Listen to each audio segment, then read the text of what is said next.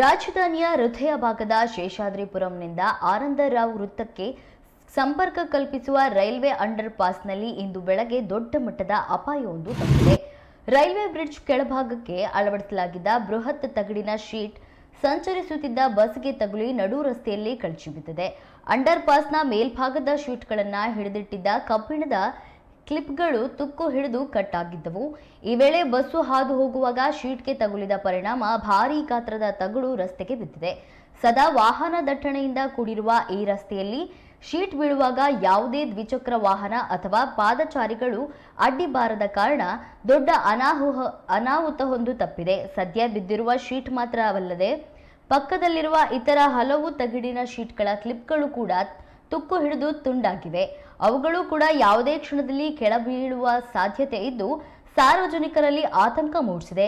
ವಿಷಯ ತಿಳಿಯುತ್ತಿದ್ದಂತೆಯೇ ಶೇಷಾದ್ರಿಪುರಂ ಸಂಚಾರಿ ಠಾಣಾ ಪೊಲೀಸರು ಸ್ಥಳಕ್ಕೆ ಧಾವಿಸಿದ್ದು ರಸ್ತೆಯಲ್ಲಿದ್ದ ಶೀಟ್ ತೆರವುಗೊಳಿಸಿ ಸಂಚಾರ ಸುಗಮಗೊಳಿಸಲು ಕ್ರಮ ಕೈಗೊಂಡಿದ್ದಾರೆ. ಅಲ್ಲದೆ ಉಳಿದ ಅಪಾಯಕಾರಿ ಶೀಟ್ಗಳ ಬಗ್ಗೆ ರೈಲ್ವೆ ಇಲಾಖೆ ಮಾಹಿತಿ ರವಾನಿಸಲಾಗಿದೆ.